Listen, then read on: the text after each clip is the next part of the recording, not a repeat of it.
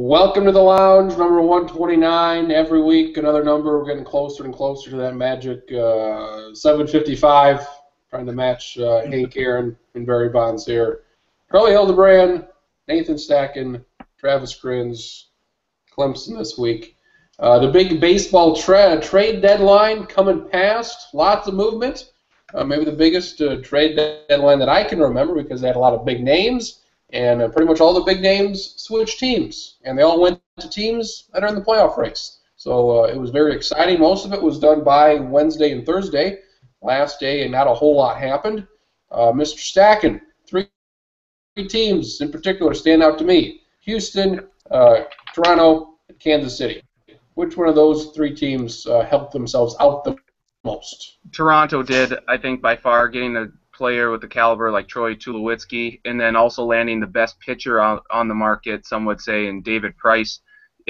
We were wondering if they would help bolster their pitching staff because hitting-wise, their bats have been phenomenal all year, whether they lead the Major League Baseball in runs scored. So getting Troy Tulowitzki certainly helped with that, but they needed an arm. They got the ace in David Price, and what's he, 7-0 career at the Rogers Center. So he almost feels like he's right at home there. I think they made great additions, and I believe now that they will be very close to ending that playoff drought this year, though they still have some work to do to catch up in the wild card and within their own division with the Yankees leading by 6 games over them. Charlie, are you in agreement? Toronto, they won the deadline. I think they won it in terms of I think they improved themselves the most. I don't think they're likely to, if they make the playoffs, make a deep run. I think the additions could help Kansas City to make it deep or to possibly win the World Series this year, as opposed to just making it to the World Series.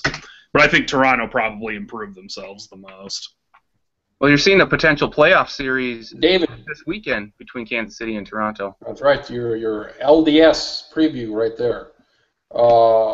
David, do you like this ballsy decision here? Because they're not likely to sign David Price.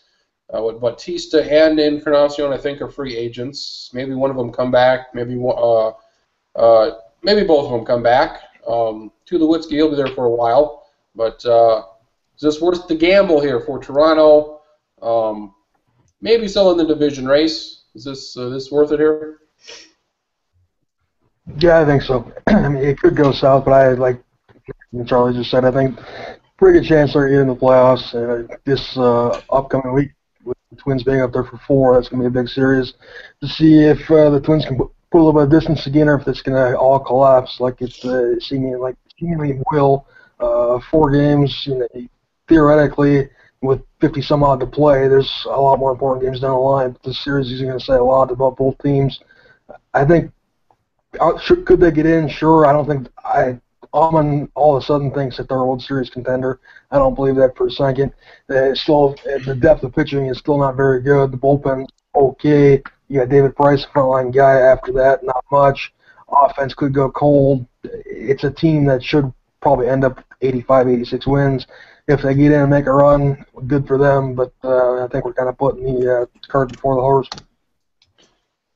Charlie, pitching and defense. This is the thing now. Toronto's going with the offense. Is this a good idea? They got the best offense, I think, by far. I'm kind of, and not in every sport. In baseball, I'm more old school, though, where I think you're better off getting pitching. I mean, certainly you need both. It's pretty rare that you can be fantastic at one and terrible at the other and be successful, especially in the playoffs. But, I think you're better off going pitching. But if you're going to make yourself go from, like, a really good to a great offense, I think they're at least giving themselves a puncher's chance, I guess. I don't think they're going to make the World Series, but I think there's a good chance they can make the playoffs, though, which, for them would be a positive right now. Yes. I believe they have the streak in North American sports, longest streak without a playoff berth, 22 years. So it's been a long, long time for those. In Toronto, I think they're 6 games back of the Yankees in the division. I think they're still 2 back of the Twins. Any chance, Stacken, that they could test the Yankees here? 6 games out with 55 games left? Well, I think so because the Yankees have Pineda on the 15-day DL. They didn't make any big trade deadline or deals at the deadline. I know they were in talks to maybe get Craig Kimbrell, but I don't believe that happened unless I missed something. That did not happen. Yeah, I mean the Padres were supposed to be big players on Friday, and you didn't hear one name get leave town, get shipped out. So the Yankees certainly are in a position where they could slide back a little bit, but every time we think that, then they just go on a win 8 of 10 games. So I definitely think that the Blue Jays can catch them, but the Yankees seem to have something going this year. I think they will be able to hold them off. David, why didn't the Yankees make a trade here? They need a starting pitcher, seems pretty obvious. A lot of guys out there, they didn't get anybody. Well, I think Cashman kind of decided that he liked the roster the way it was right now, and obviously getting hurt right on the deadline didn't help, and him being on the DL, he would have liked to have more depth, but they called up one of the top prospects. I can't think of his name right now, but he's like a 19 or 20-year-old pitcher that's supposed to be the real deal. Adam we'll see what he does for a few weeks. It's like Luis, he's like 20 years old, really highly touted prospect. They're supposed to start sometime this week, I think. But I think Cashman and the Yankees in general have spent a couple years now really building their farm system, and it's to a point where it's actually respectable. Where for years and years it really wasn't anything, and they overspent free agents and built their team that way. I think they have 5, 6, 7 guys that are position players that are anywhere from 18 to 22 that are supposed to be getting that guy on the line. I didn't think that they wanted to give up a whole bunch. It sounds like they were willing to give up probably their best prospect. They get Kimbrel, and San Diego said no, so that tells you how messed up that front office is.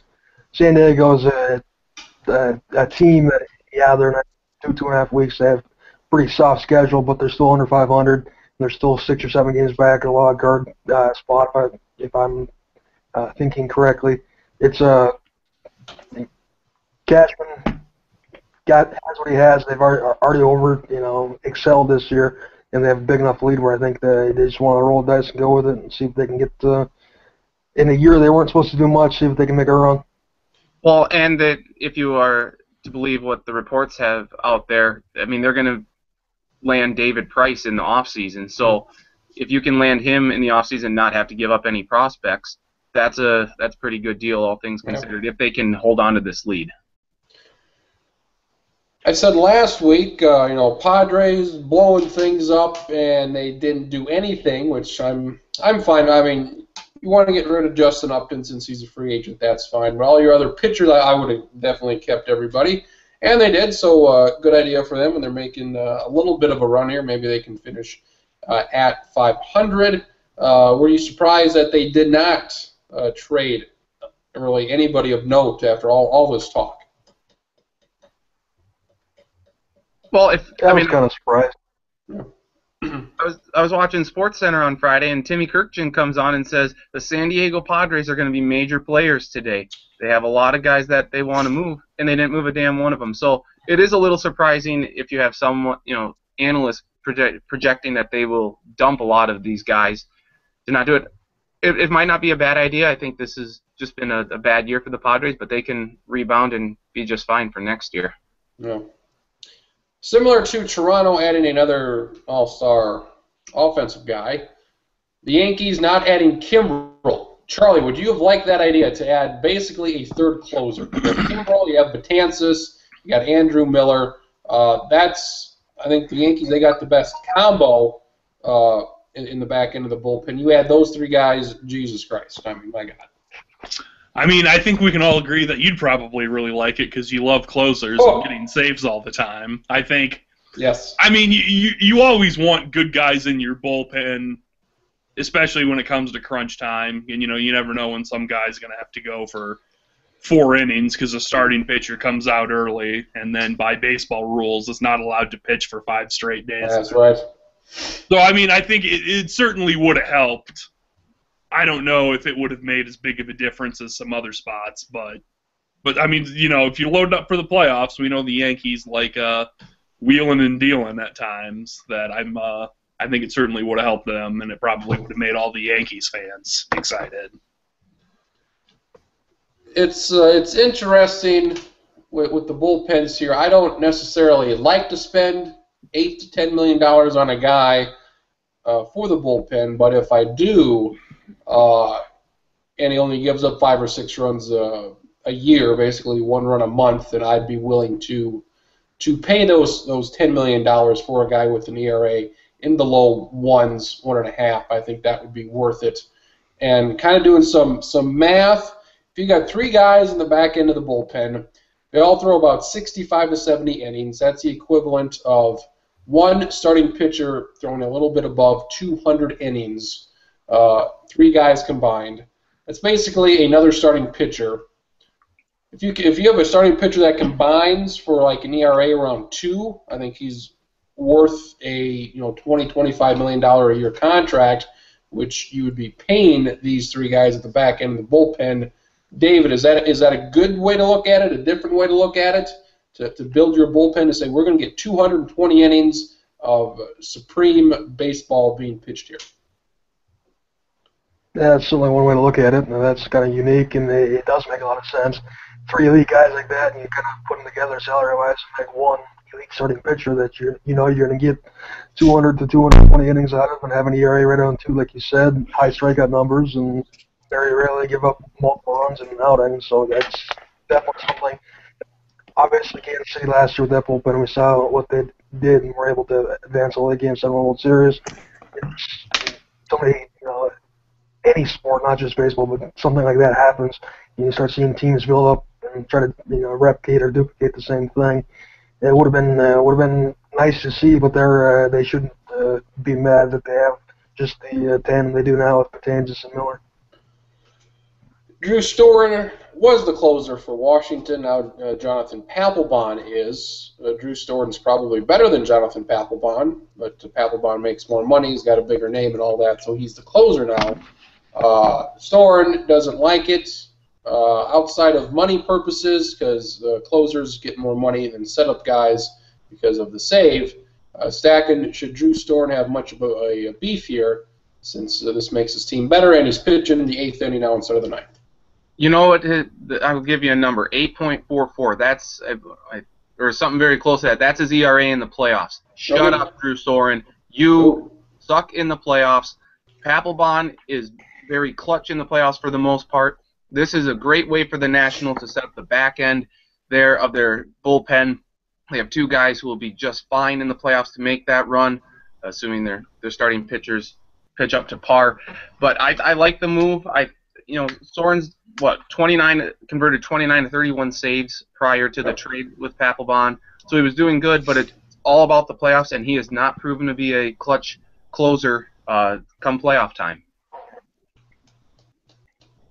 Mets thought they had a deal for Carlos Gomez. They did not have a deal for Carlos Gomez. They got Cespedes instead. Cespedes is a free agent. Gomez, I think, is under contract for 1 more year. Charlie, did they end up doing better in this deal over the long haul, even though they got a rental player, maybe a little bit better than Gomez right now? I think he's certainly better, and who was it? I think it was Traxler that pointed us out to us that Seinfeld said that it gives us a Cespedes for the rest of us. Yes, it does. I thought that was fun, and it could be problematic if they don't have him next year, but I think he's certainly going to help between now and the rest of the season for New York. Wilmer Flores was going to get traded to Milwaukee. He cried during the game. They didn't take him out, so that basically said, well, we're not going to trade you, because if a player gets traded during a game, they usually take you out. David, do you feel for Mr. Flores? What's the big hit the other night, then he cries? Was that necessary? It was kind of a crappy situation. It's the way it all played out. Obviously, the deal fell through, but I was under the assumption that the deal was done. I was just stupefied that they were leaving him in the game, and he had every right to be emotional. I don't know if crying on the field was the right way to go about it, but he's human just like the rest of us, and then it turns out that it fell through because medicals with Zach Wheeler, from what I've heard anyways.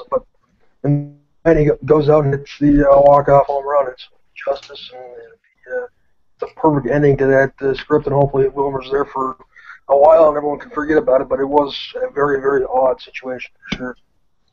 the Only crowd the was Mets could have bungled this up. yeah. The crowd was kind of cheering there. How did he hear about this? Was it the crowd, or was this because this was an in-game sort of deal? How does this happen? I heard that One of the from what Go ahead, Schottenger.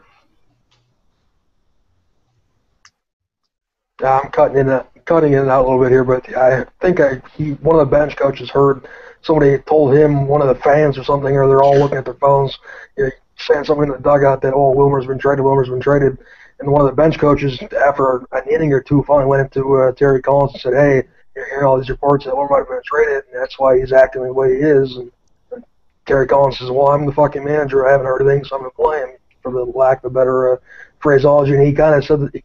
It's exactly what he said in the post game too. Is that until I hear something, I'm gonna play the guys I think give me the best chance. And it wasn't handled the greatest, but if Collins didn't know, I think he has every right to keep the guy out there. But it was something that, like Stack had said, the Mets being the Mets, and it was just unfortunate circumstances. Should there be better? I mean, the trade never happened, so there's no reason to say, hey, pull the player.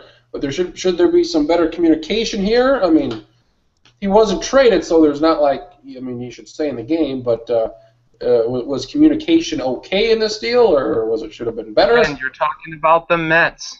Go Mets! That's all you need to say. Go Mets. To be fair to them, though, you look at the how many and everyone had all this deal's done. Everyone's freaking out on Twitter. All the reporters, baseball reporters, everybody said, "Oh, this deal's done. Gomez is Mets," and you have the as his teammates on the plane back wherever they were taking pictures saying goodbye. And it's like, okay, this is done. It's waiting on the medicals, and then all of a sudden, nope, not happening.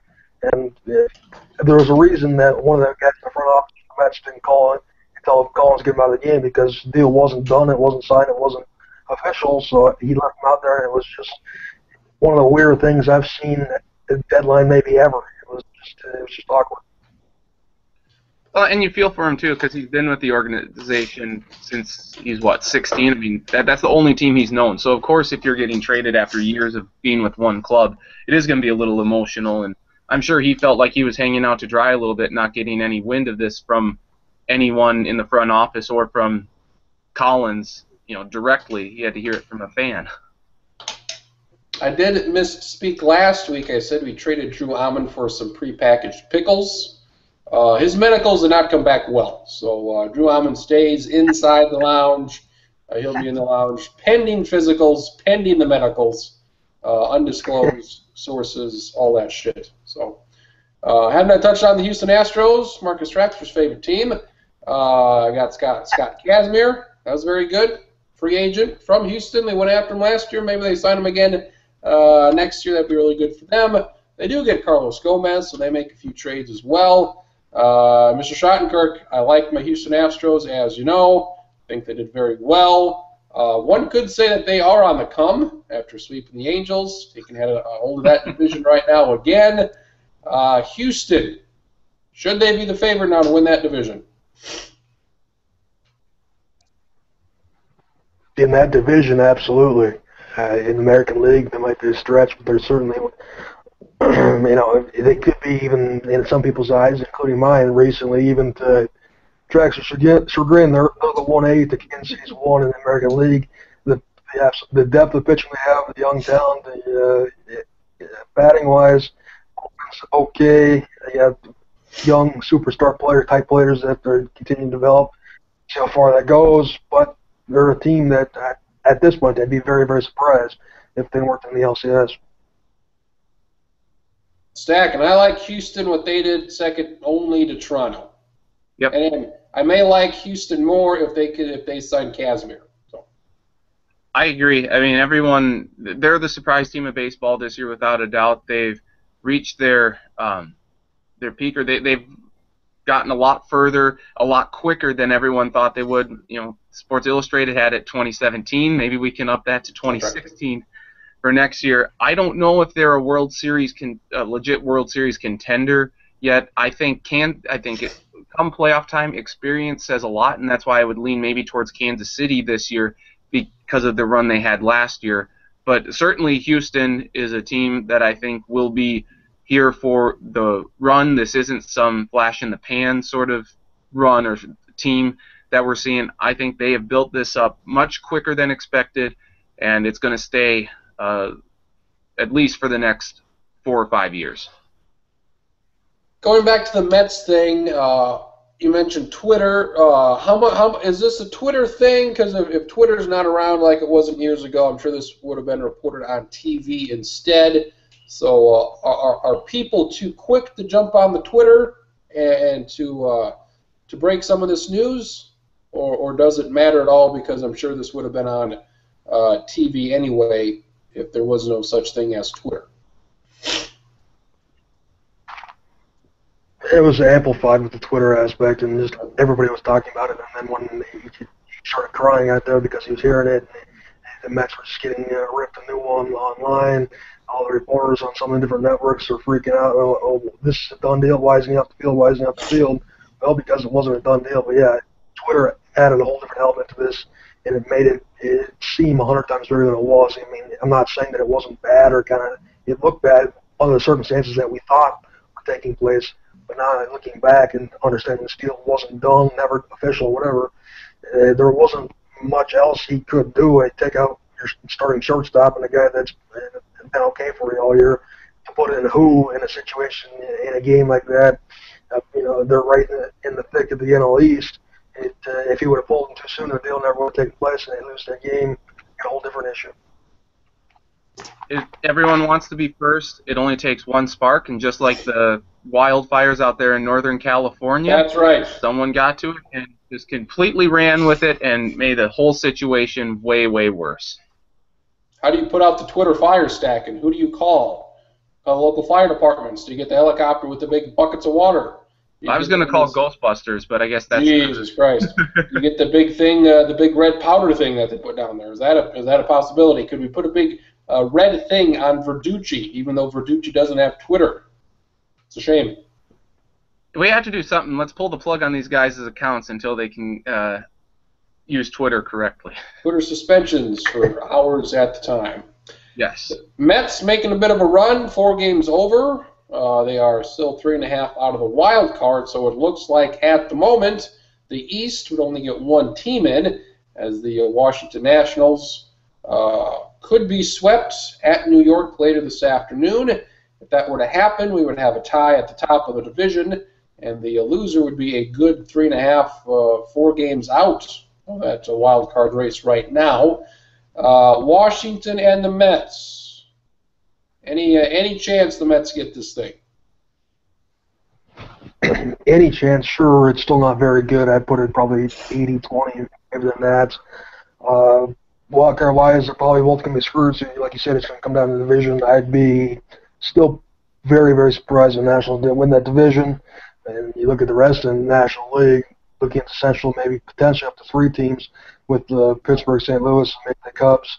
Out west, San Francisco been playing better, probably solidified themselves. They're probably going to get that last wild card spot, assuming they're right there with the Dodgers, too, just a couple games back. So throughout baseball, outside of the American League Central for division-wise, maybe the LA East, the division races are still pretty wide open and entertaining here with 55 games to go, and hopefully that continues to be the case into September.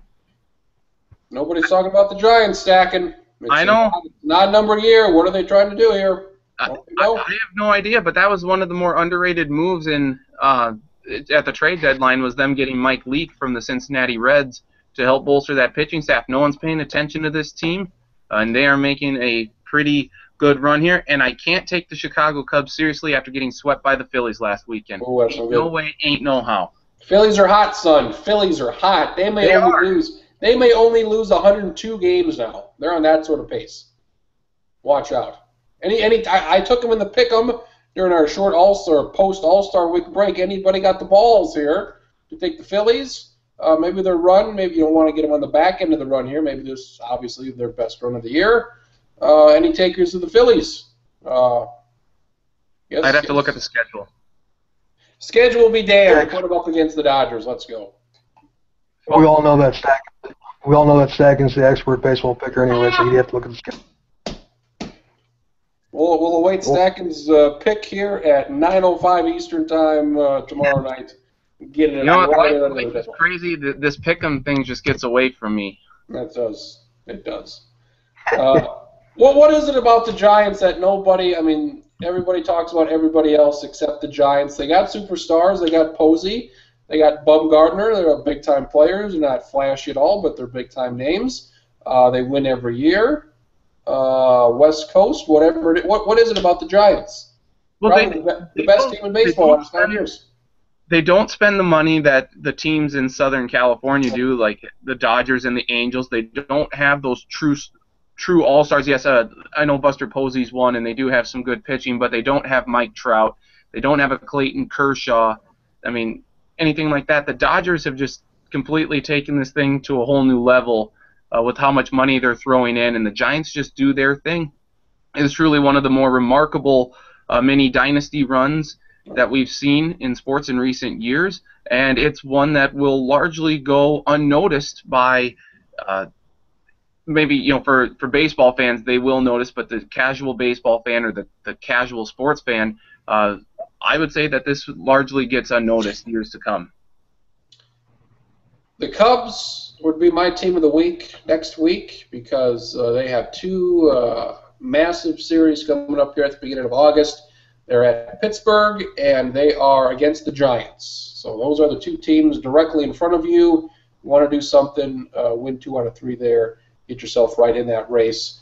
I also have the Dodgers and the Pirates this week, so a big week for the Pirates. And you have the Blue Jays and the Yankees, another big series for the Blue Jays, who also play the Twins for 4 games. That's why I will take Blue Jays in the pick'em this week. Hopefully the Twins can win 1 game, maybe 2. But Toronto playing well right now. Lost a good lead, though, yesterday versus Kansas City. The Twins did what people thought they would do. They got a reliever, Kevin Jepsen from Tampa Bay.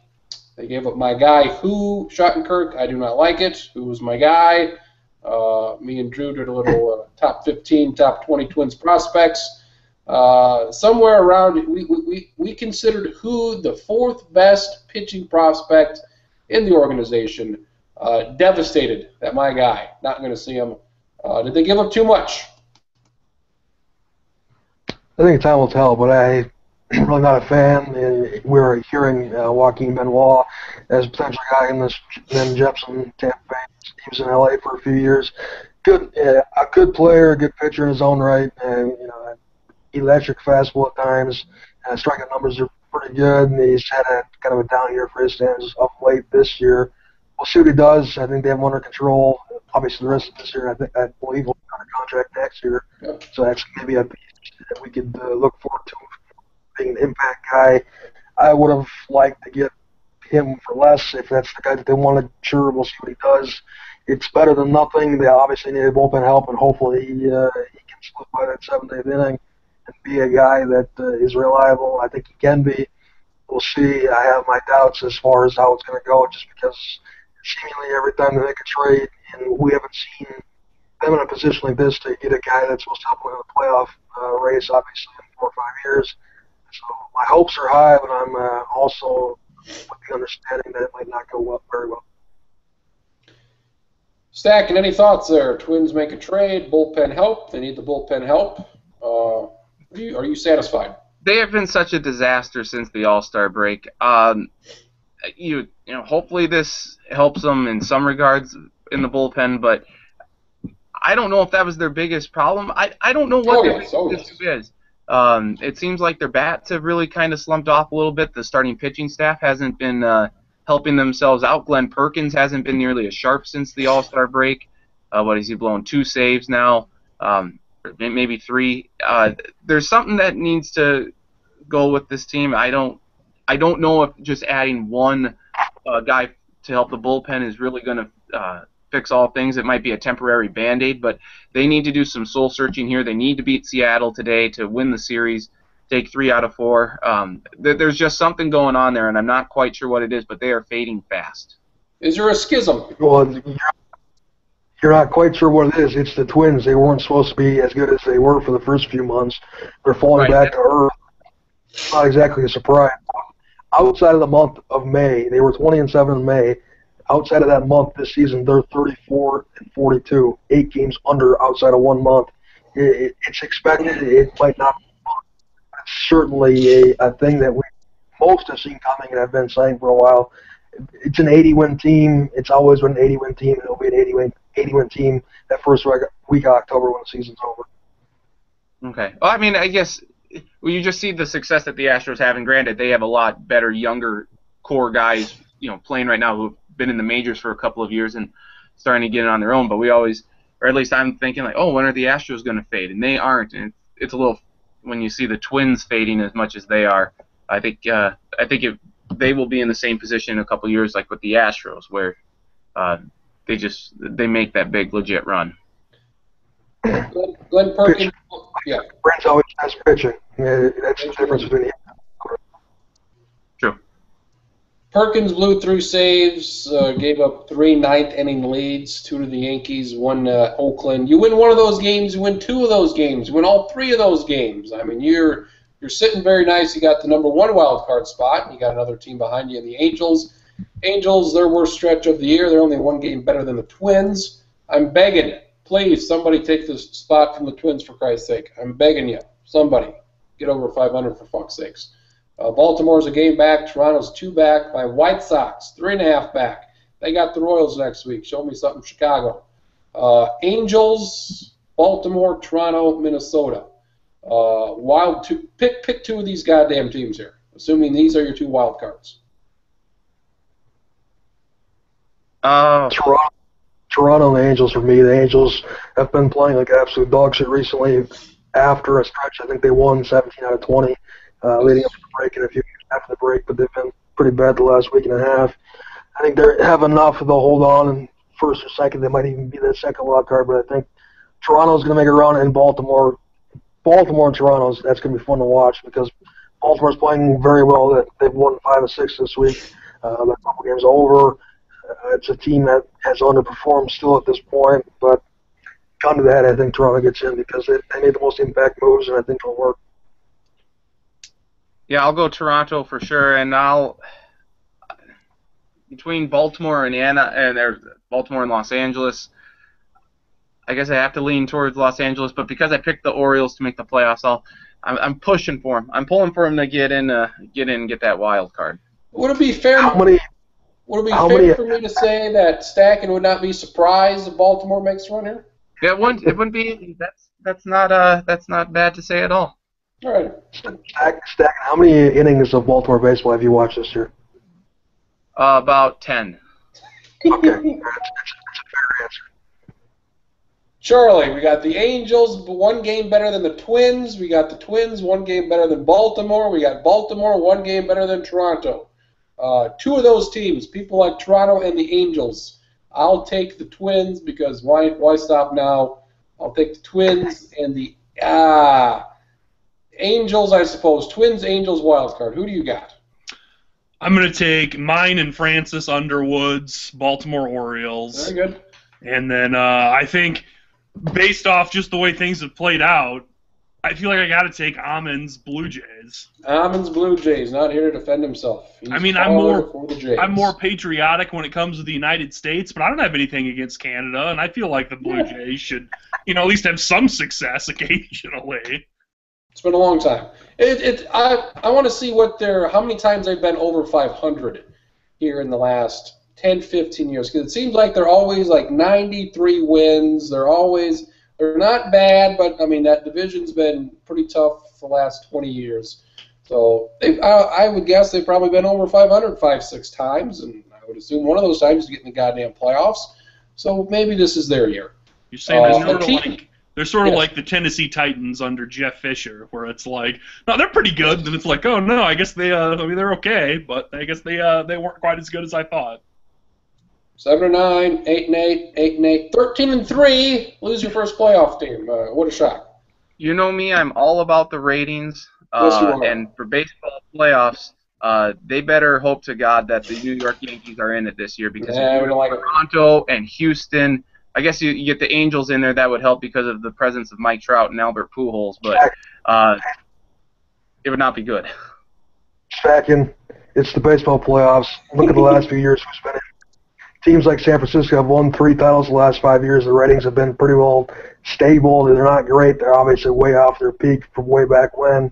Right. It does not matter who's in there. It's been proven that who's in there. It might be a little bit less if you don't have the Yankees in there or whatever, but they're not going to be abysmal ratings if it's Houston versus Toronto. They'll be decent. It's not the. I'm not talking World Series. I'm just talking like the ALDS, the ALCS. And stuff. I believe those would be pretty dismal if you get like a Toronto-Houston championship. You need the Yankees in there because otherwise not very many people will watch. I don't know if you necessarily need the Yankees, but I know playoffs, they always like established teams. And after the Royals made the World Series last year, I feel like the Royals, I mean, I'm not saying that they're going to bring in the greatest ratings ever, but I bet they would bring in much, much better ratings than they did in the pre-World Series rounds of the playoffs last year. I agree with that. Johnny Cueto dyed his chin portion of his beard blonde. It looks like he ate Cheetos and didn't clean his face up. I'm not a big fan of this look. Anybody think this is a good look for a man? I think that is a no. Below average? I would say so. There's no reason. Why would you do this? This seems like a dumb move to me. It's people always talk about the grind in baseball, and I guess somehow dyeing his facial hair is really gonna ease the tension in the clubhouse. Who was the guy? I think Dustin Ackley went from Seattle to New York, so he had to shave all his body hair off. I believe he looks like a human penis now. So. That's you go to the Yankees, military style, shaved heads, no facial hair, except for one no-name guy. He's got a pretty salty-looking mustache right now. So I guess they let it slide for utility infielders. So good for them. Also got Charlie, our White Sox, your White Sox, my White Sox. A bit of a run here, 3.5 back. They got the Kansas City Royals next week, so it's probably all going to end next week. It's been a fun ride. It's been a fun week and a half. Beat the hell out of my Red Sox. That was a lot of fun. 50-52. What do we think here? They didn't get rid of Samardzija. Chicago White Sox. Mildly hard on the Sox. I'm going to say they're not going to completely fall away, but they're not going to make the playoffs. I'm going to say they go, let's do some quick math in my head here. Let's say 79-83. Yeah, that'd be reasonable, I'd say. Something like that.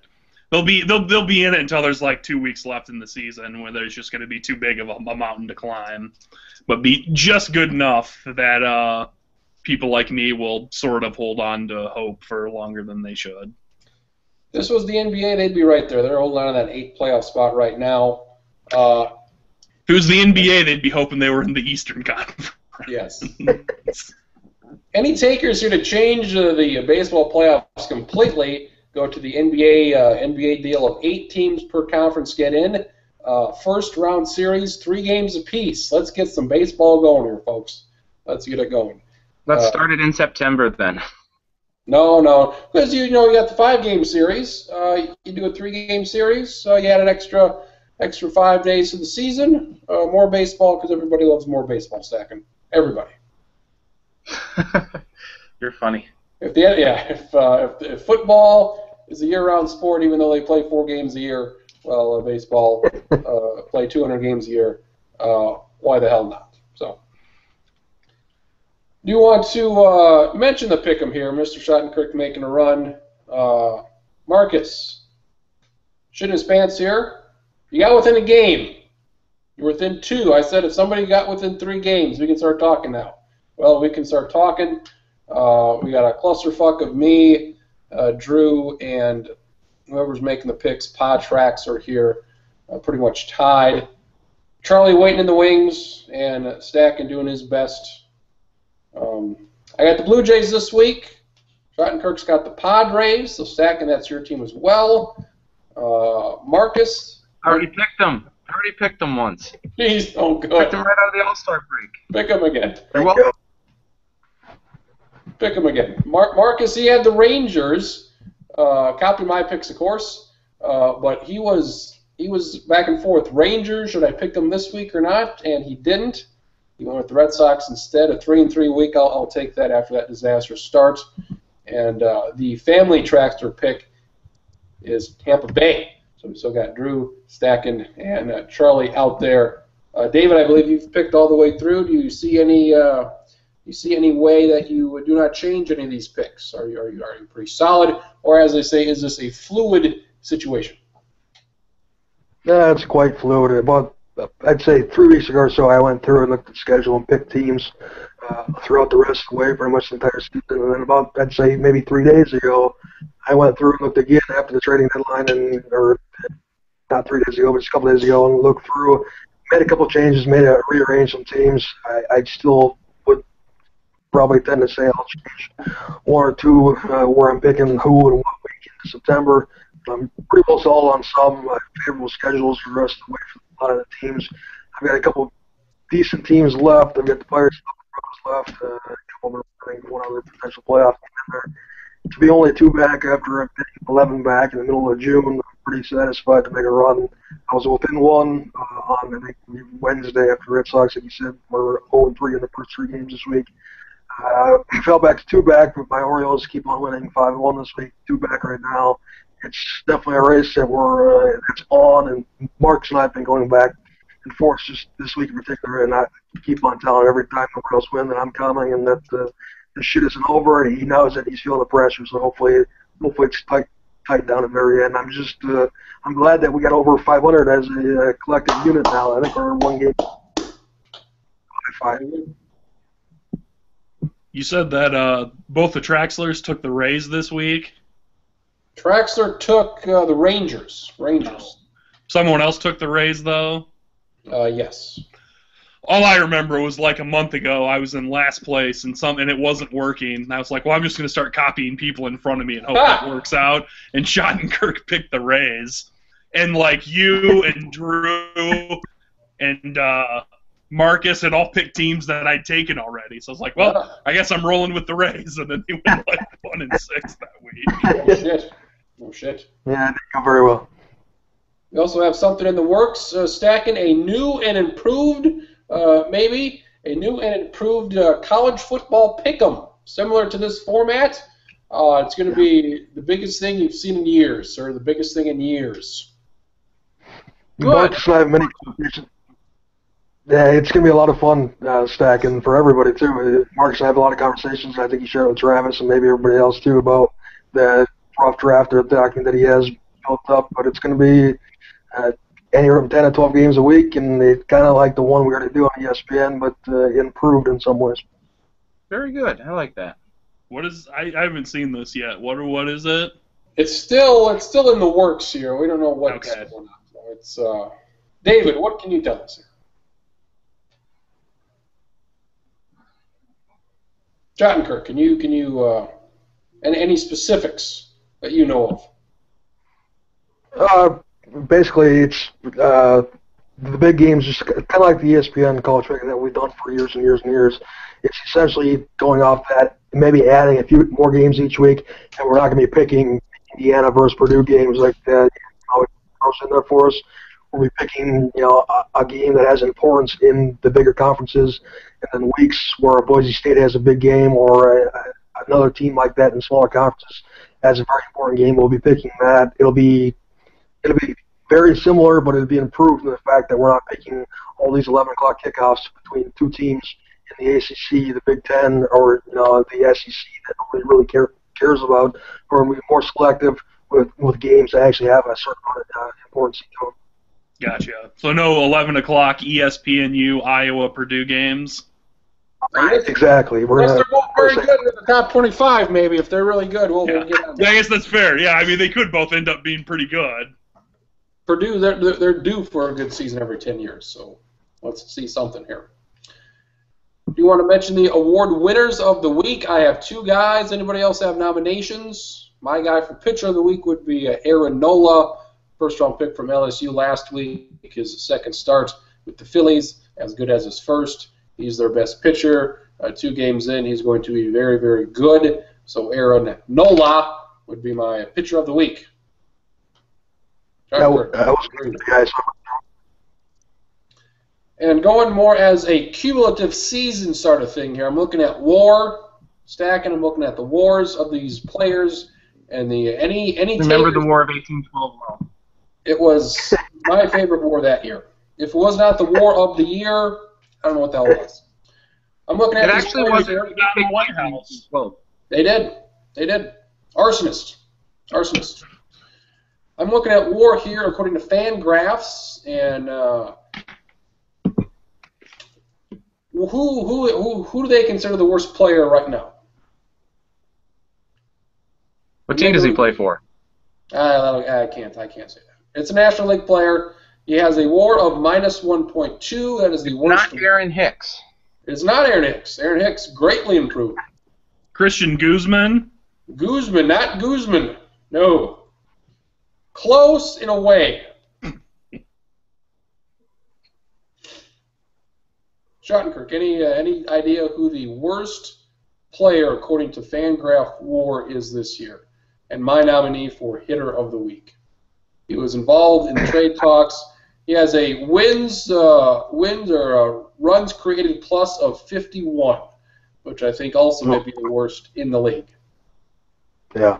I'm going to draw a blank, but as soon as you say it, obviously it'll ring a bell. But there's a lot of guys that semi-decent names that have been pretty terrible this year. Young guy, very close. That's a pretty good guess there for Washington. 235 hitter, 268 on base, 305 slugging. Disappointed, possibly could have been traded to San Diego. Watched him play for the Cubs on Father's Day weekend. Made a horrible trade. Short for Castro, yes it is. Just fielded a ball, stood there with his thumb up his ass. Twins scored another run that they shouldn't have. I nominate Starlin Castro, the worst player, I'd say, by far in the league right now. He's not good. And what happened? He used to be great. Yeah, kind of amazing that his first full season when he was 20 or 21, he had 207 hits. And you look at the average on base, he had quite a few home runs. Yeah, some power. A guy that I was pretty big on. I enjoyed watching his rookie season, even his second season. But this year, particularly even the second half of last year, he's been not very good at all. He's still only 25 years old. He's been up with the Cubs for 5-6 years now already. But a change of scenery probably would have been what he needed, but it's not going to happen. They're going to see if they can figure him out. But a star that has definitely pretty much completely faded out. Stacken, what are you going to do with your Starlin Castro jersey now? What are you going to do? Well, keep it for now since he didn't get traded. Okay.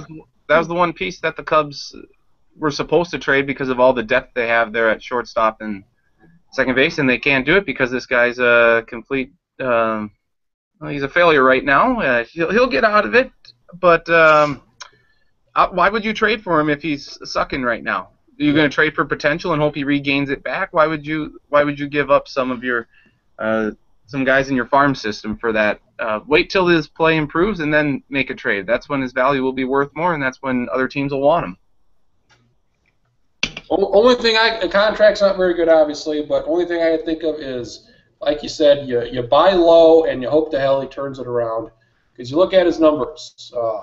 2010, what is it, 20-year-old, 19-year-old, 300 hitter. Next year, 307. Next year, 283. Took a dip 2 years ago of 245. Was decent last year, 292. Slugging and on base, decent enough, but this year, Jesus Christ, not very good. You just said he took a dip. That's not good. He took a dip, Stacken. He took a chewing dip. Tobacco. Took a dip. Nope, no chewing tobacco. Kurt Schilling will tell you about the dangers of dipping, Charlie. Don't do it. So will Tony Gwynn. I mean, Jay. Wait, no, he can't. Never mind. Well, kids can his wife. I can tell you what's going on. We should have a sponsor like your Dig of the Week or something, or your Jesus Christ. Look what happened. Thing of the week. Good Lord. We do have a trivia question here, if you are so interested. If you want, I've got one too. Yours is probably better. Mine's about as basic as it gets. Do yours first. Okay, I'll even give you guys an option. I'm on baseballreference.com. OPS or career OPS plus? Which do you like better? OPS or OPS plus? I like the plus. Okay, hold on 1 second. I got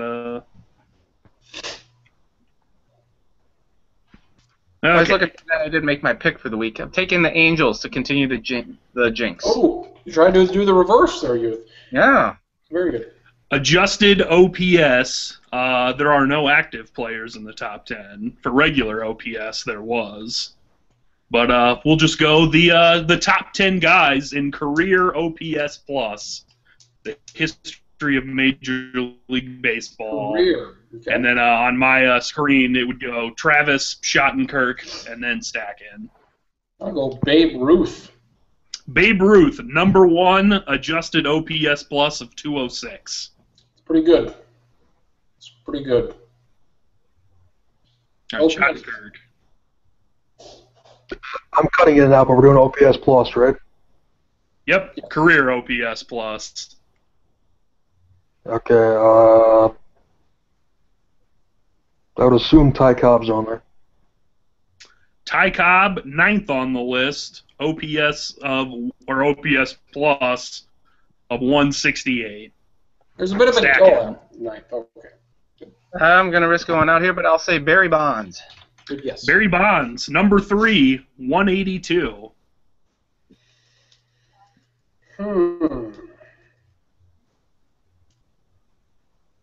I said top 10. There's actually 3 guys tied for 10, so there are 13 total names. But Bonus, boys. Bonus. Let's go Hank Aaron, since he hit a lot of home runs, had a lot of hits. Hank Aaron is not in the top 10 stuff for OPS plus. I'm trying to see if he is. He was 22nd, an OPS plus of 155. How is he even in the Hall of Fame, for Christ's sake? What a dip! What a dip! Never hit 50 in a year. Shouldn't be in there. Awful player. Schottenkirk. One of the worst. He's probably the worst player ever to hit 700 home runs. If you think about it. Well, yeah. Well, you know, he's not competing against that many people. No. How about a guy like Mickey Mantle?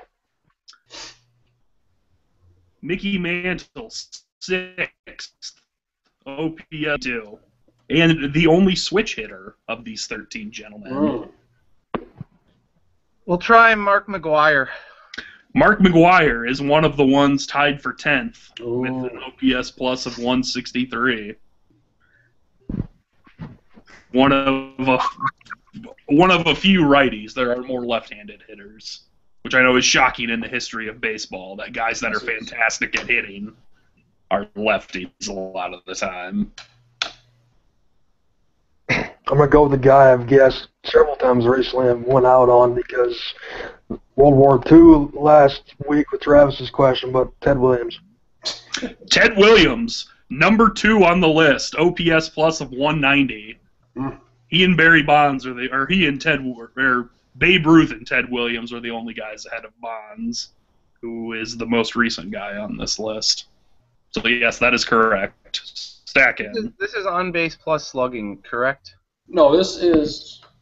It is, but it's OPS plus, so it's a little bit different, but it's the same idea. Honestly, I don't know how they figure out OPS plus compared to regular OPS. Okay. Based on, like, if the average is 100. So Babe Ruth for his career was basically, 106%? Yep, he was 206, so yeah. He would be 106% better than average, which is quite. I have 2 names in mind, and I don't know if either of them will be on the list. But I'll just guess Harmon Killebrew. Ooh. Harmon Killebrew is not in the top 10. Trying to see if he's reasonably close after that. It does not look like he's in the top. Well, he is tied for 56 at 143. So still quite good, just not top 10. not top 10 good. So Schottenkirk for the win. Or is that? Or no, he already got one, so he won already. Yeah. You can keep one more if you want, though. That's fine. Well, I had another guess in mind. Oh, go ahead, Schottenkirk.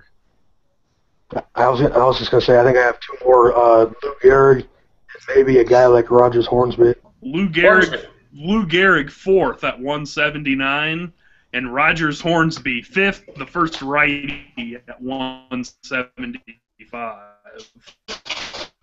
Pete Rose wouldn't be on that list, would he? Pete Rose. Redemption for me from the last few weeks. I'm not apart. The streak is broken. Pete Rose is not in the top 13. Okay. The only guys. Vegas. There was no active players, were there? Is what you said. No right? active players. The highest active players, Pujols at 14 at 161. Holes in my poo. What about Willie Mays? The only guys you didn't say were Dan Brothers, who I don't know who that is, Never heard of him. at 170, and also tied with Shoeless Joe Jackson at 170 for 7th. Ty Cobb was said, and then the two other guys tied for 10th were Pete Browning and Jimmy Fox at 163. How good would Joe Jackson have been with shoes? Probably pretty good. I mean, I think he probably could have, especially late in games, his feet wouldn't have been so beat up when he was running. Jesus Christ. But if you go by just OPS plus and you were going to start an all-time outfield, Babe Ruth, Ted Williams, and Barry Bonds are the top three. So who cares about anything else? If you just want great hitters, those would be three outfielders. Just a bunch of 7, 8, and 9 hitters to make up the rest of the lineup. Mr. Stacken, did you watch the big fight last night, sir? No, I did not. I watched a lot of the pregame, or I watched some of the coverage on Friday and stuff, and some of the analysis, and I really thought that this was going to be the biggest challenge for. Oh, Stacken, you were fooled, I didn't. bad. Not that I didn't think she would win, but I certainly thought it would go the distance, and then wake up today to find out she knocked out Beth Correa in 34 seconds. Quite the waste of money for the pay-per-view. Or it's good, I guess, if you want to look at it that way, because of how dominant she was. I don't see her losing ever in her prime. This was her by far, if you are to believe what the analysts say, her toughest competition that she had faced yet to date. And that's why it took her 34 seconds instead of only 11 seconds like all those other ones. She's phenomenal. This card, I assume, was the longest goddamn pay-per-view card in the history of modern man. For Christ's fucking sakes. This was a 3.5-hour show. My God. Yeah, it was pretty ridiculous. 7 fights on the main pay-per-view card. Top 4 fights on Fox Sports 1 starting at 7 o'clock last night. And a couple fights before that on Fight Pass, 13 fights in total, I think. It was a little bit overkill, and we all kind of assumed that Rousey was going to finish that in the first round, even though people were saying that Correa was her toughest challenge to date. She might have been, but Rousey is just that far superior. I was impressed once again. 30 seconds, and boom, it's over. The only fight that I can potentially have any interest in now moving forward. I'm not interested at all in Rousey versus Tate 3. That's going to happen in December probably. The only one I'm looking forward to is if Cyborg can ever make weight. That's the person that I'll actually pay attention to and watch and have some sort of doubt that Rousey won't take their head off in the first minute. Generously, I said maybe 90 seconds. Maybe. And it seemed like, she wanted a knockout instead of the arm bar, so she said, I'm going to knock you out instead of the normal submission. The division is cleared. It's done. There are no more challengers. I mean, for God's sakes. Once she beats Tate for a third time, if I'm Cyborg's people, win or lose, I'd say I want on that UFC 200 card, biggest of all time. Why would you not do that? Yeah, Dana said last night at 3 o'clock in the morning at a press conference, it's ridiculous, but Dana said, assuming everything goes and Rousey goes ahead and beats Miesha Tate again in December, it sounds like that fight's going to be with McGregor and Aldo at Cowboy Stadium, which should be a lot of fun. Is that Cyborg makes weight, and that's what they're going to do in the middle of next year. if she can make the weight, that's the fight. She's got a title fight, her first fight in UFC. Get off your horse urine and steroids, you'll make your weight. Simple as that. Also, Roddy Piper died unexpectedly on Friday. Heart attack, 61 years old. Mr. Shattenkirk, where does he place? Where do you rank him among the all-time greats? Oh boy, all-time greats, everything included. I don't think it's a stretch to say that he's in that backside of that top 10, honestly. Just for what he did and the absolute brilliant talker that he was. If he's not in the back end of the top 10, he's in the top 15 ever. Anybody in that industry. It came as quite a surprise, and that's just another legend gone. It sucks, but it's also another realization that these guys are getting older, even though 61's not old in this day and age. But they put themselves through, and some of the choices that they make with drugs and other things, it's only a matter of time with a lot of these guys, and it's unfortunate. Absolute legend.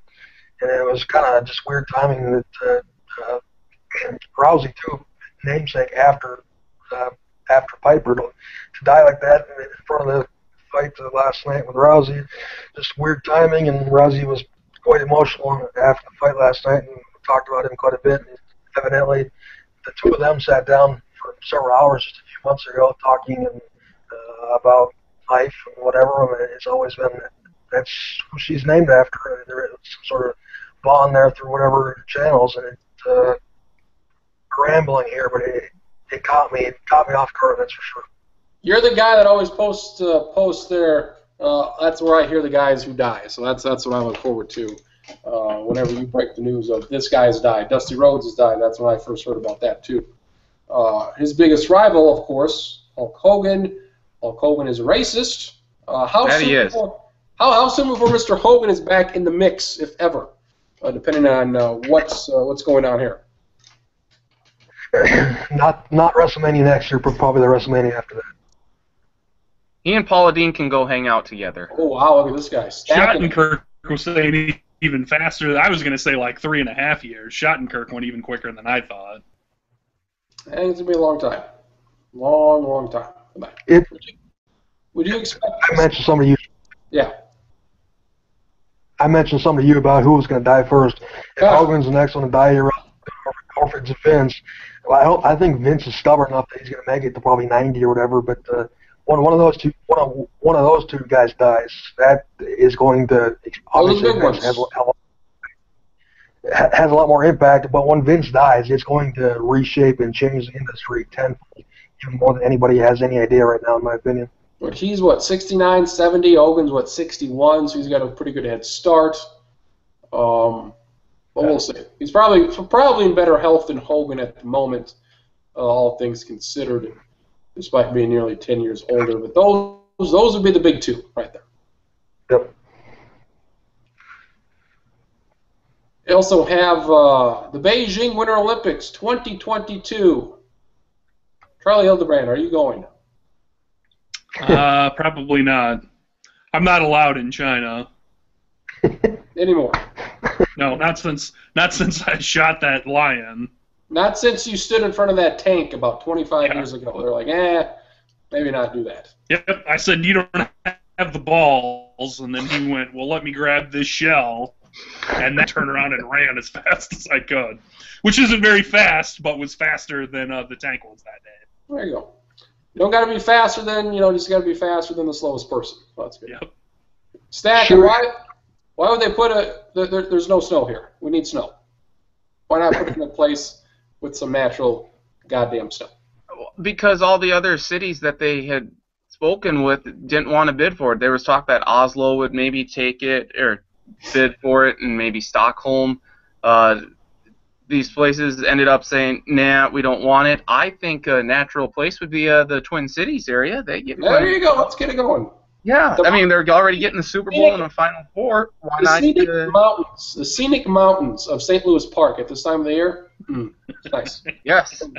No, you could just make a 2-hour trek up to Duluth. It would be just fine.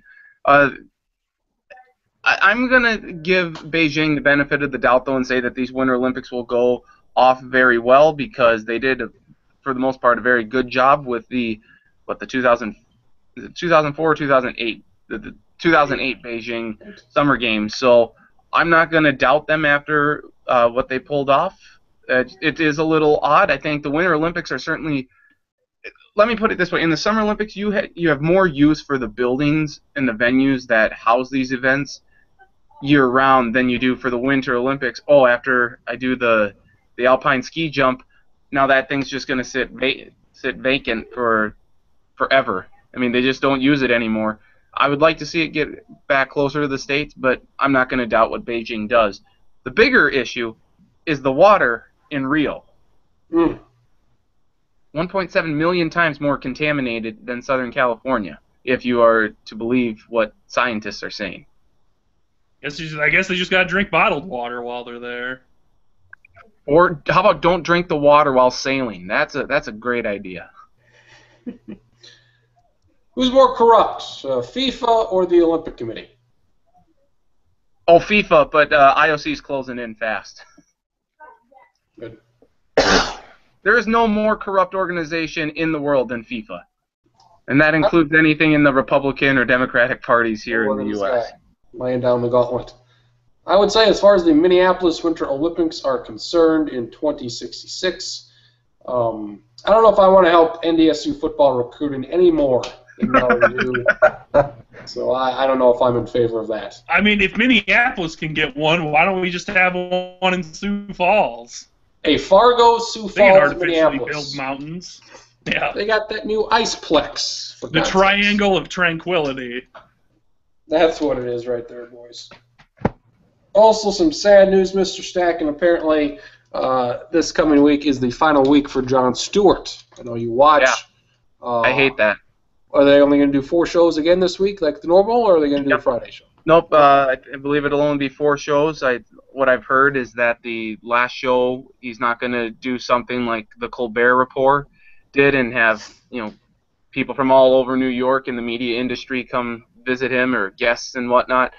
I don't really know what to expect, but it is certainly a sad day, a sad end to an era. I'm really going to miss it. He's a funny guy, but he was always serious when he needed to be, which is why I respect Stewart more than some of these other late-night shows. He didn't hold back any punches.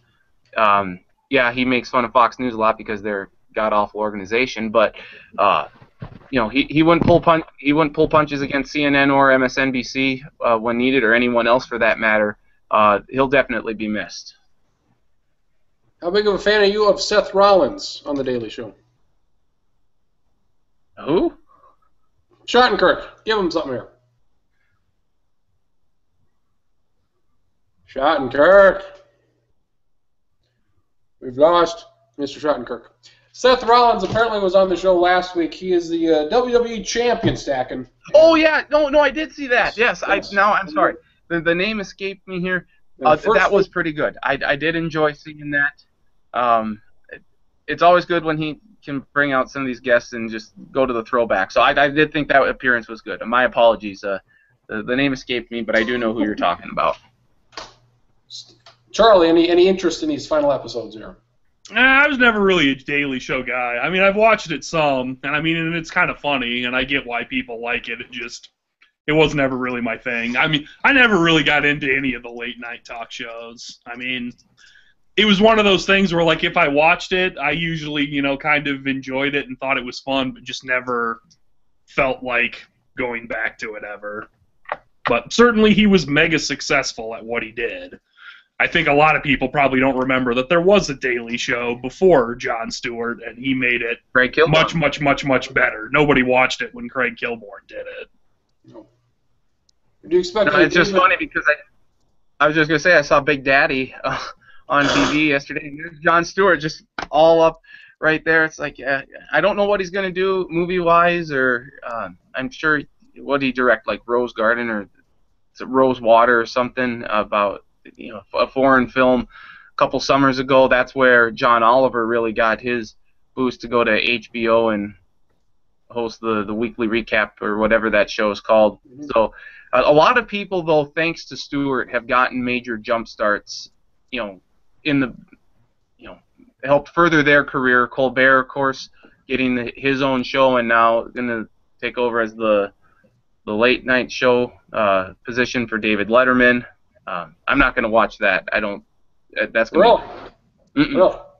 I was never a Colbert fan, and he says he's not going to be in character on the show, and that's really all anyone knows him as. So it's going to be a little weird. I'll probably watch a couple of the first shows and see what it's like, but I never was much of a Colbert fan. I'm loyal to Stewart. Well, you watch the new show, the new Daily Show. I will. I'll give that a little bit of time here and see exactly what I've liked. I've watched the Larry Wilmore show, the nightly show. That's pretty good, but it's no Daily Show, and the Daily Show will never be the same again. Is Mr. Schottenkirk with us? I think I am. Okay, very good. We got one more trivia question to wrap up the 129th edition. I believe there are 46 answers to this question. Good one. With Marcus Traxler's requisite of a lot of answers. Obviously, some guys, this goes back to 1906. A lot of guys nobody's ever heard of, but quite a few, the majority that we have heard of. We're looking for the highest paid baseball player in a given season.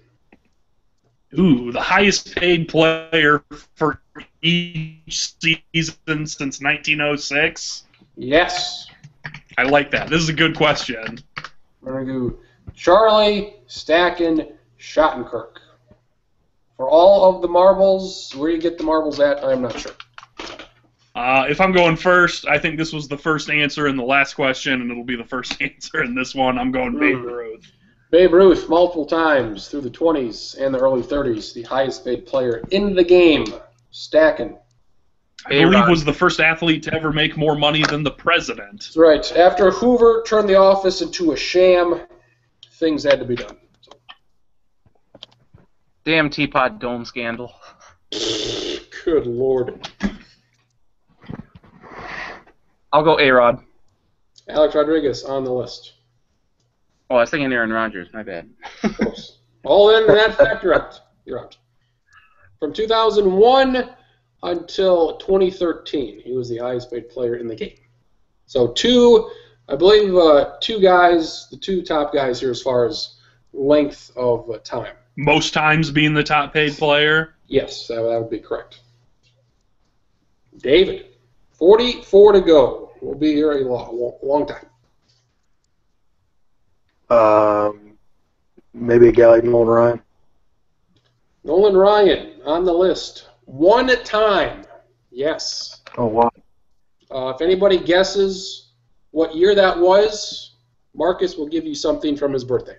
1976. Stacken? 74. Schottenkirk?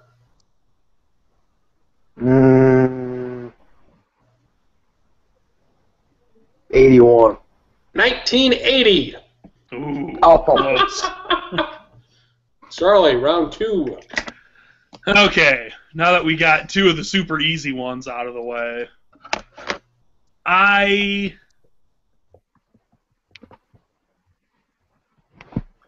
feel like Ted Williams had to be the highest paid player at some point in time. Yes, he was. 52, 53, 54, 55, as well as 48 and 51. So he had 6 years where he was. There are also some ties here where there are multiple players for some years. So keep that in mind. I'll probably bow out here, but I'll say Mr. October, Reggie Jackson.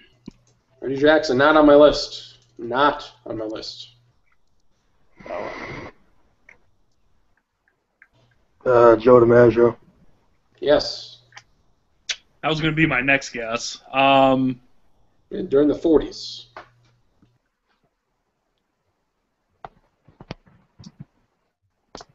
Actually, in 48 and 51, him and Ted Williams tied, apparently.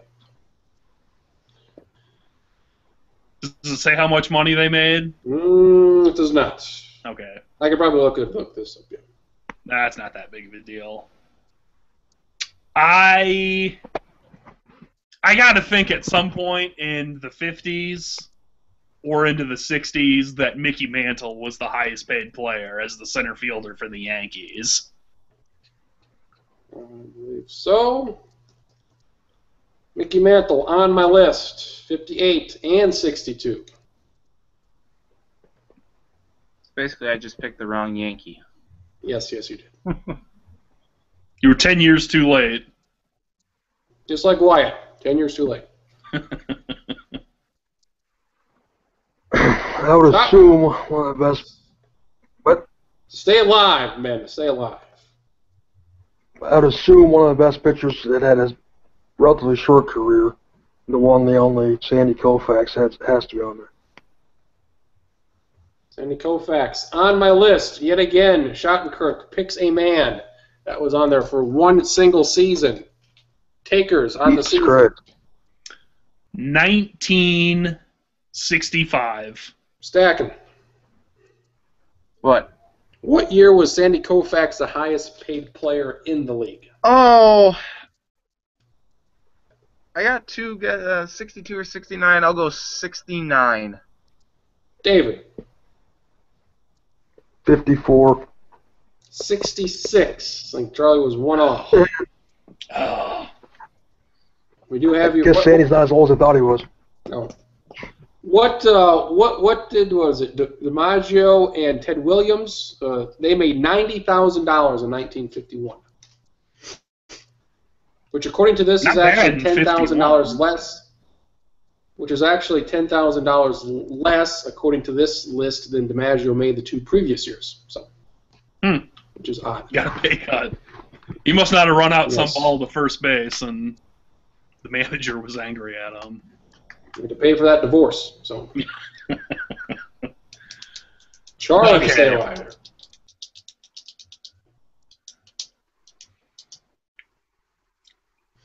This is the point in the trivia where frequently I go a different direction and it blows up in my face. You said that A-Rod had most of the recent seasons. From 2013 was his most recent. So the last two seasons Prior to A-Rod in the early 2000s, I'm going to guess in the late 90s that when Ken Griffey Jr. went to the Reds, he was the highest paid player in baseball as a free agent. He was not. He was not? That was a good guess. You would think so. You would expect Griffey Jr. to be a guy. David, for the win. Well, I've got two. I had an ace in the hole that I'm pretty sure was ripe. I'm going to go with Mike Schmidt to win. Schmidt to win, yes, from 77, 78, 82 to 85 on the list. Mike Schmidt, one of those guys I just always forget about, who was really good. I just forget his name all the time. The red-headed bastard, yeah. The ace in the hole that I was thinking about, I think in either 99 or 2000, Kevin Brown from the Dodgers was the most paid player in baseball. Kevin Brown in the year 2000 was. Yeah. Stacking, there's a man on this list from 92 to 94 that was the highest paid player in the game. I am very disappointed that you did not pick this man. Kirby Bucket? No. Brad Radke. Close. I am very disappointed that you did not pick this player from 92 to 94, who was the highest paid player in the game. I am very disappointed. Oh, Bobby Bonilla. Bobby Bonilla. Oh, man. Shit, me and Bobby go way back. Yeah, Kevin Brown and Bobby Bonilla, two names I haven't heard since the last time I played Ken Griffey Jr.'s Major League Baseball. Why is his number not retired for being the richest player in the game during that time? As part of his contract, said we can either retire your number or you can get $25 million for the next 25 years. It's like, I'll take the money. You can keep. I think my favorite Bobby Bonilla story isn't anything that he did, but as like a first grader, we were trading baseball cards on the playground, and someone, we didn't, no one had apparently ever seen this guy play because everyone was pronouncing it Bonilla. Bonilla. And I remember someone being like, "Yeah, trade me for this guy. This guy's good. He's hit like 2,000 home runs in his career." Jesus and Christ. I did not know what the record was at the time. It turned out that kid was not telling the whole truth. Because he's not hit 2,000 home runs in his career. Not telling the truth. 2,000 home runs would seem like a lot. So, Yeah, I think that would be a record. Kids on drugs. Willie Mays was a guy. Ty Cobb, also guy. Lou Gehrig, a guy. That's about it for the bigger names. Was Duke Snider in there at the same time as Willie Mays and Mickey Mantle? No Duke Snider. Duke Snider. So just two of the New York center fielders then. He's the one missing. Yes? Yeah. Any takers? Some man is making $32 million this year, which is the second largest ever. Who makes the most money this year? The Mariners guy. Not Kershaw. I'm blanking on his name. Kershaw it is. Not Cano. Not Cano. It makes sense that Kershaw would be getting paid that much money. He's pretty good at baseball. Last year, it was a hitter and a pitcher made $25 million each. They were former teammates. They're not any good / somewhat hurt right now. This is kind of difficult. Last year's, a black hitter and a white pitcher, both left-handed. Steven Strasburg. No. I was going to say Pujols, I guess he's but I don't think that's right. No Pujols. Josh Hamilton. Ooh, Claude, that's a decent guess.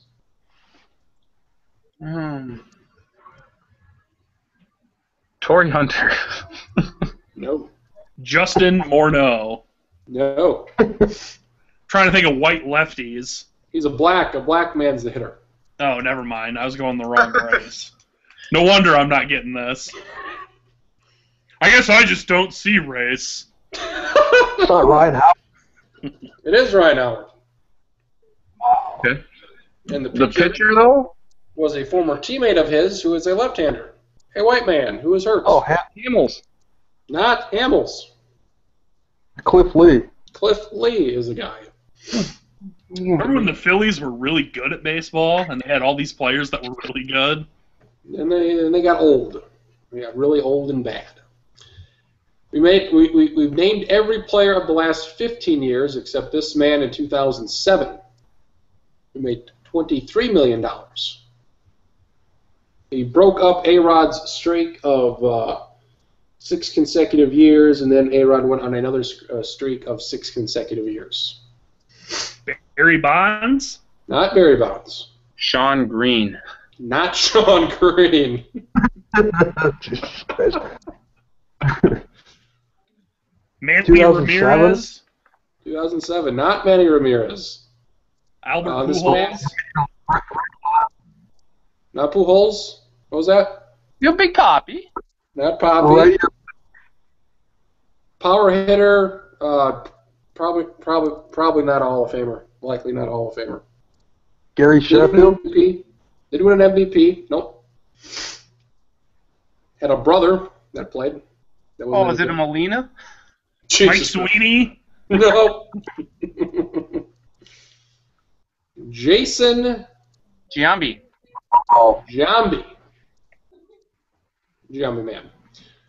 Going through the list here, Hank Aaron in the 70s, Mike Schmidt was said, Rod Carew, Nolan Ryan, the first $1 million player in 1980, was said, Dave Winfield, Ozzie Smith, because nobody gets hard about defenders like we do, Oral Hershiser and Frank Viola in 89 tied, Robin Yount, Darryl Strawberry, Bobby Bonilla, he of the 2000 home run variety, the lead lion known as Cecil Fielder, Albert Bell, and Gary Sheffield. Sheffield. And those are the notables there. Those are your notables. So. Very cool. Yes. It's a good question. I like that one. I wish I could have gone a few rounds farther, but it was fun. I enjoyed it. Hey, you always go further than me, so that's fine. I think last week you cut out and you still went farther than I did on stadiums, on teams playing. That's true. They say Stacken's audio 1,000,000% improved from last week's episode. Well, that's because I'm not on the road. Well, I am technically on the road, but... Are you in the hometown? Yes, Marshall, the home of 100,000 strong at least, if not more. So. And the Thundering Herd. Don't forget them. Go Herd, whoever they are. We like you. Next week, 1:30. 1:30, monumental episode. We're counting down big college football preview. Charlie, how much have you prepared thus far? 4 weeks out.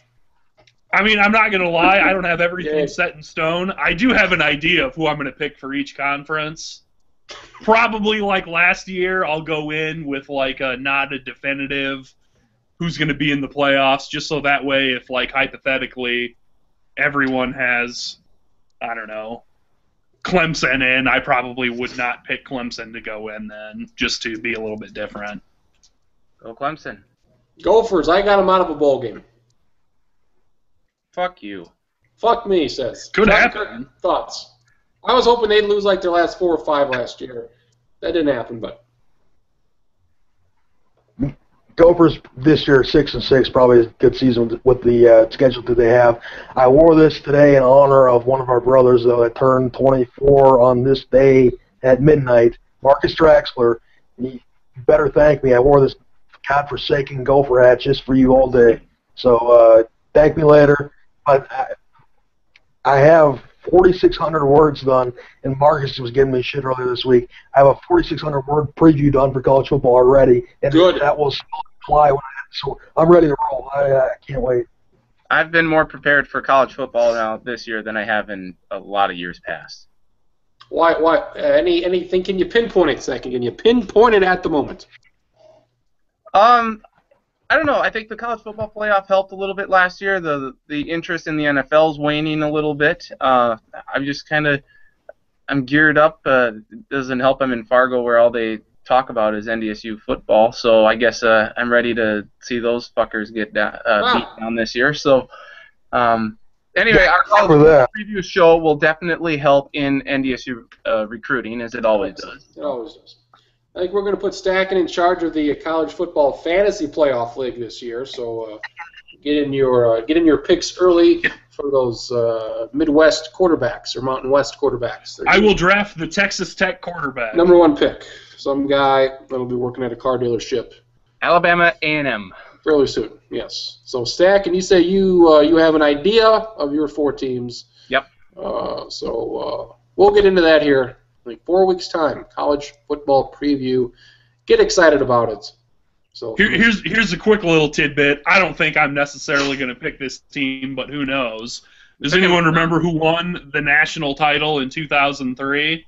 USC. LSU. Well, okay, it was 2 people, but yeah, the other one was LSU. 4 years later, in 2007, who won the national title? LSU. 4 years later, in 2011, who played for the national title? LSU. And it's 4 years later from that right now. Boy. I don't know what's going to happen, but if they get there, I think there's something going on with this every 4 years thing. It's like the Vikings in the every 11 years thing. So I have 10 teams that I really think have a legit shot at the playoffs, and I have to weed them down to 4.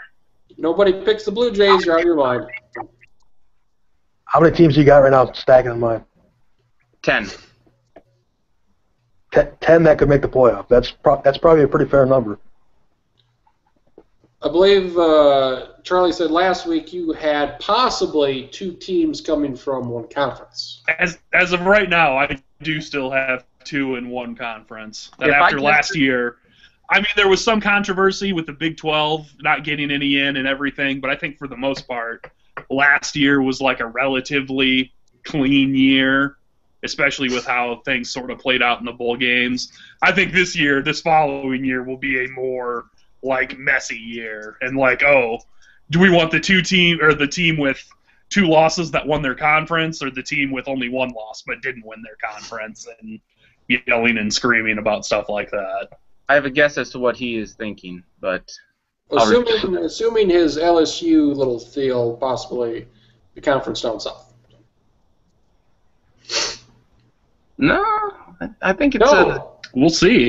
I'm thinking it's either the Big Ten with Wisconsin, Ohio State, or the Big 12 with Baylor and TCU. Michigan State, Ohio. Spoiler alert, I do not have Wisconsin with a coach who has a 19-19 career record making the playoffs. I think that he will have a winning year at Wisconsin. I don't think Wisconsin's going to make the playoffs, though. They might win the Big Ten West. They're not getting by Ohio. They're going to get slaughtered by Ohio State or Michigan State in the conference title game. Yes, Michigan State, Ohio State. Spoiler alert, not Michigan State. Michigan State, that's my team that I think has potential to only have one loss against Ohio State in the regular season, beat Oregon earlier in the year, and if Oregon's worth a shit, there's definitely potential. If that's not it, I don't know who it is, but Michigan State's a team that I think is going to lose a game to Ohio State. I don't think Ohio State loses, but Michigan State's going to be a team that's 12-1 and has every right to get in the playoff. Get excited, men. Although we say all this and it makes sense, and there will be 3 undefeated teams, and then Notre Dame will only have 1 loss, and everyone else will have 3 or more, and it'll be like, oh, well, I guess this was pretty easy after all. Who are your best Clemson Hatsmans 4 weeks from now? Next week, 1:30, number 130, Shattenkirk, Stacken, Hildebrand, Clemson. We'll see you next week. Inside the lounge, hopefully no wrestlers die this week. That'd be good.